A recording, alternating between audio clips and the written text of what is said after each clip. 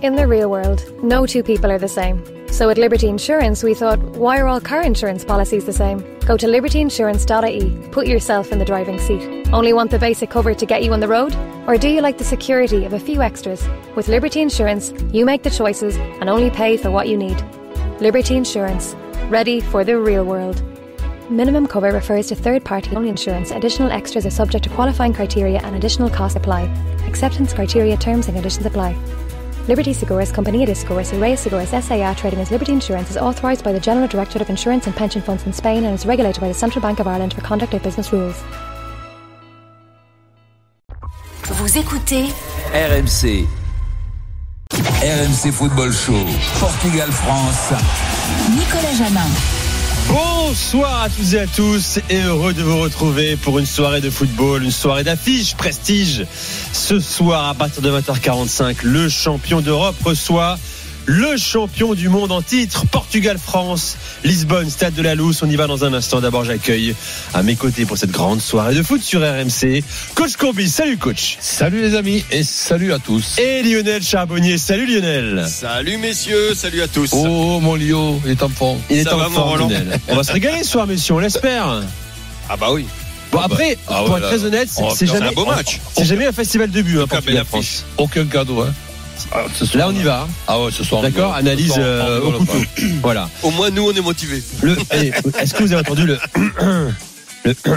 c'était l'homme qui va commenter ce match ce soir. C'est Jeannot Rességuier qui est au Stade de la Luz. Salut Jeannot. Bonsoir messieurs. Salut Nico. Est-ce que la voix est prête? Salut Lionel. Oui, tout va bien. Tout va bien, au niveau de la voix, tout ça. Température à Lisbonne, c'est comment? La température est douce à Lisbonne et on est confiné à l'hôtel depuis 13h puisqu'il y a un couvre-feu le samedi et le dimanche. Au Portugal. On ne peut pas bouger après 13h. Tu as bien ton attestation avec toi, Jeannot, qui te pile. On n'a pas d'attestation ici au Portugal. C'est notre voyagiste et le chauffeur de bus qui avait l'attestation pour nous amener jusqu'au stade. Tu vas me rassurer. Alors j'ai peur qu'il te kidnappe. Dans 41 minutes, le coup d'envoi de ce match entre le Portugal et la France. Mais avec quelle équipe? Eh bien la composition est tombée et Jeannot, il y a des surprises. Oui, effectivement, puisque Giroud sera sur le banc des remplaçants et que la composition sera autour d'un 4-4-2. Alors la Fédération française de football nous propose un 4-4-2 en losange avec donc Lloris dans les buts et le brassard de capitaine. Hernandez à gauche de la défense, Pavard à droite de la défense, Kimpembe et Varane pour la charnière. Kanté en rôle de sentinelle, à droite Pogba, à gauche Rabiot, Griezmann en pointe haute et Martial et Coman, les deux attaquants de cette composition en 4-4-2.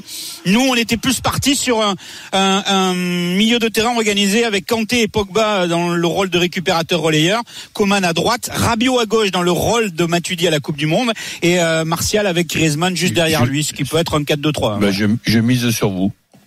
Parce que les deux Martial Coman dans l'axe comme ça serait une grande première. Alors messieurs, une grande première pas pour l'équipe de France, c'est une grande première pour eux. Pour eux, effectivement. Alors messieurs, prenons cette composition dans l'ordre dans un instant, mais d'abord les infos, c'est aussi la composition du Portugal, Jeannot. Bien sûr, avec une surprise puisque c'est le Lillois Fonte qui sera titulaire. Pep, vous le savez, est blessé en charnière avec Ruben Dias. On était plus parti sur Ruben Semedo, le joueur de l'Olympiakos. Donc Fonte avec Ruben Dias pour la charnière, Rui Patricio de retour dans le but puisque c'était Lopez contre Andorre, Guerreiro côté gauche, Cancelo côté droit, Danilo, Carvalho, Bruno Fernandes pour le milieu de terrain et les trois attaquants, João Félix dans l'axe, Cristiano Ronaldo à gauche, Bernardo Silva à droite. Voilà pour les choix de Fernando Santos. Blessé. Sanchez est forfait, oui. Renato Sanchez n'est pas sur la feuille de match comme Kylian Mbappé pour l'équipe de France. Alors messieurs, revenons sur la composition de l'équipe de France effectivement mentionnée par Jeannot. Commençons par Olivier Giroud. Giroud qui n'est pas titulaire ce soir. C'est une surprise quand on sait la fidélité de Deschamps à son numéro 9. C'est une affiche prestigieuse. Il commence pas avec Giroud, il lui préfère Martial. Est-ce que ça veut dire, allez, lançons le débat messieurs, que les lignes sont en train de bouger dans l'esprit de Deschamps face à un Giroud qui joue plus ou quasiment plus avec Chelsea? Coach, je pense qu'on va un peu trop vite. Donc, je pose la question. Dans le sens que Giroud, il a joué le dernier match. Là, il est sorti, c'est tôt dans le match quand même. 1 heure, non? Oui, il a joué 1 heure. Oui, il a joué 1 heure. Voilà, mais il a besoin de temps de jeu, donc c'est bien de pas jouer, non? Il jouera peut-être 30 minutes, les 30 dernières, et après il sera titulaire contre la Suède. Non, je pense que Didier a une certaine sympathie qui est tout à son honneur pour des joueurs même en méforme. Ouais. On le voit avec Varane, on le voit avec Pogba, on le voit avec Giroud. Donc là, on peut pas dire, tu vois, que les dictons habituels, mais qui sont aussi stupides, on fait jouer les meilleurs. Oui, ça va, on fait jouer les meilleurs, évidemment, on va pas faire jouer les plus mauvais. Mais si par exemple il y a 2-3 cas comme le cas de Pogba, ben c'est tout à l'honneur de Didier d'essayer de le remettre en forme, sachant que Tolisso aujourd'hui est meilleur que Restons sur Olivier Giroud, coach. Pour l'instant, je veux laver Lionel également là-dessus. On parlera du milieu de terrain ensuite. Moi, j'ai terminé, c'est-à-dire que Giroud ne démarrera pas ce soir. S'il y a une question que j'aimerais vous poser, parce que je me la suis posée, si Mbappé avait été opérationnel, il jouait à la place de qui de cette équipe-là? Martial. Donc c'est-à-dire que un 4-2-3-1, c'est-à-dire un Bayern de Munich avec par exemple Coman d'un côté, Mbappé de l'autre, Griezmann, Martial ou Giroud, on ne l'aura jamais, nous. Ah, je t'ai pas dit que tu l'auras jamais. En tout cas, c'était semble-t-il pas programmé pour ce soir. D'accord. Semble-t-il pas. Donc disons que Mbappé n'aurait pas joué de cette équipe-là que tu nous donnes à la place de Rabiot, ou Rabiot à la place de Pogba. Donc, on peut imaginer que Martial aurait pu être à la place de Rabiot et que à ce moment-là Mbappé soit avec Griezmann en attaque, par exemple. C'est-à-dire Mbappé numéro 9 qui est pas son poste. Lionel, je me tourne vers toi également. Ton avis sur Olivier Giroud, tu aurais voulu le voir débuter ce soir face au Portugal? Non, pas spécialement, pas à partir du moment où tu as déjà Paul Pogba qui est en manque de compétition. Roland l'a dit, tu peux pas cumuler dans un match comme ça plusieurs joueurs non plus qui n'ont pas assez qui sont quand même en méforme. C'est pas possible. Bon, t'en mets un dans ton milieu, mais si t'en mets un devant, t'en mets un derrière, t'en mets un à chaque ligne, ça va pas le faire. Donc ça c'est la première des raisons. Donc que Giroud soit pas, c'est pas, moi ça me choque pas.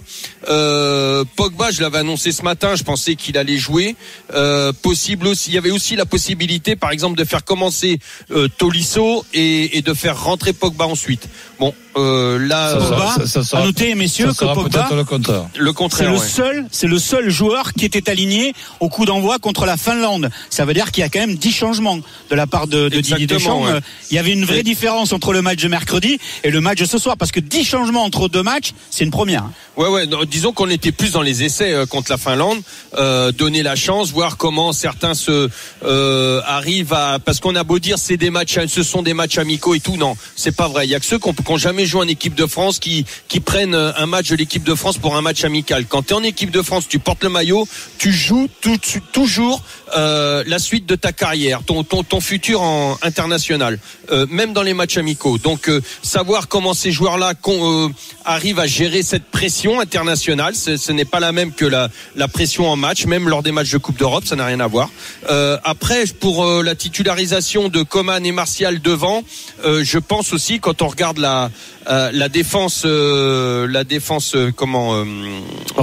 portugaise, ça amène énormément de vitesse et je pense qu'il va y avoir des espaces à utiliser dans leur dos.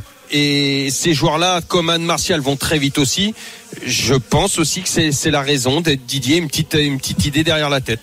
Et donc, si tu poursuis, comme l'a dit Jeannot, on fait de Rabiot une Matuidi. Non, moi, ouais, ça c'est possible. Ouais. Rabiot à gauche. Oui, Rabiot à gauche. Moi, je pense plus. Rabiot à gauche. On va attendre. Moi, je pense d'avoir confirmation, mais voilà, ça ressemble à ça, quoi. Moi, je pense que ça sera ça. Ouais, je penserais plus là-dessus aussi. Un 4-4-2 avec deux milieux devant la défense, effectivement. Ouais, et les deux en attaque, ça me fait peur. Kanté et Pogba devant la défense, un Rabiot à gauche façon.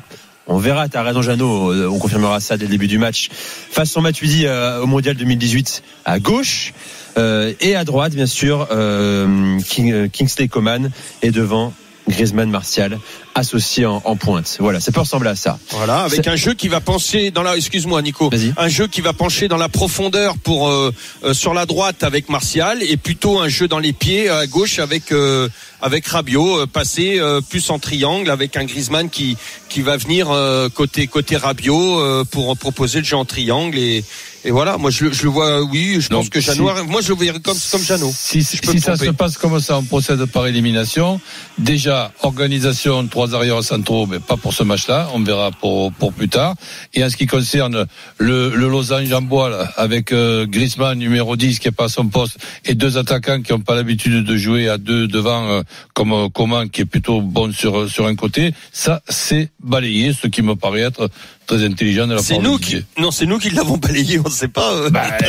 Donc on va voir ça. Donc, mais bon, c'est plus facile de parler après qu'avant. Ouais. Si par exemple on joue avec un losange et Griezmann en numéro 10 du losange, sincèrement, c'est là d'organisation et l'utilisation de Griezmann, je la trouve pas nulle, mais presque. Appelez-nous 32-16, vous écoutez le RMC Football Show avec Coach Courbis, avec Lionel Charbonnier et Jeannot Rességui en direct du stade de la Luz à Lisbonne, Portugal. Dans moins de 33 minutes désormais, le match entre le Portugal et l'équipe de France. Appelez-nous pour nous dire ce que vous pensez de cette composition de l'équipe de France, messieurs. Les gars, redescendons un petit peu sur le terrain. Cette défense, Pavard, Varane, Kimpembe, Hernandez.